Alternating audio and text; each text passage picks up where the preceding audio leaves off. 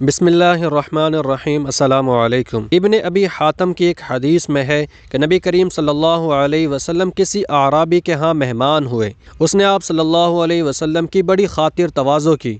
واپسی میں آپ صلی اللہ علیہ وسلم نے فرمایا، کبھی ہم سے مدینے میں بھی مل لینا۔ کچھ دن بعد اعرابی آپ کے پاس آیا۔ حضور نے فرمایا، کچھ چاہیے؟ اس نے کہا، ہاں، ایک تو اونٹنی دیجئے مع ہودج کے، اور ایک بکری دیجئے جو دودھ دیتی ہو۔ آپ صلی اللہ علیہ وسلم نے فرمایا، افسوس تو نے بنی اسرائیل کی بڑھیا جیسا سوال نہ کیا۔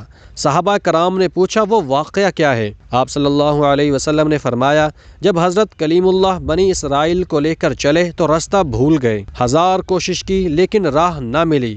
آپ نے لوگوں کو جمع کر کے پوچھا، یہ اندھیرا کیسا ہے؟ تو علماء بنی اسرائیل نے کہا، بات یہ ہے کہ حضرت یوسف علیہ السلام نے اپنے آخری وقت ہم سے وعدہ لیا تھا کہ جب ہم مصر سے چلیں تو آپ کے تابوت کو بھی یہاں سے اپنے ساتھ لیتے جائیں۔ حضرت موسیٰ نے فرمایا کہ تم میں سے کون جانتا ہے کہ حضرت یوسف علیہ السلام کی قبر کہاں ہے؟ سب نے انکار کر دیا، ہم نہیں جانتے۔ لیکن ایک بڑھیا کے سوا کوئی بھی آپ کی قبر سے واقف نہیں۔ آپ نے اس بڑھیا کے پاس آدمی بھیج کر اسے کہلوایا کہ مجھے حضرت یوسف علیہ السلام کی قبر دکھلا۔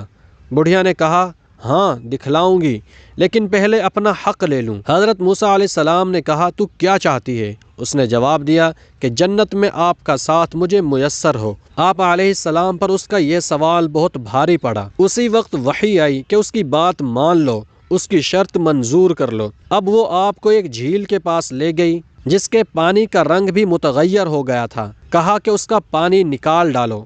جب پانی نکال ڈالا اور زمین نظر آنے لگی تو کہا، اب یہاں کھودو۔ کھودنا شروع ہوا تو قبر ظاہر ہو گئی۔ تابوت ساتھ رکھ لیا۔ اب جو چلنے لگے تو رستہ صاف نظر آنے لگا اور سیدھی راہ لگ گئی۔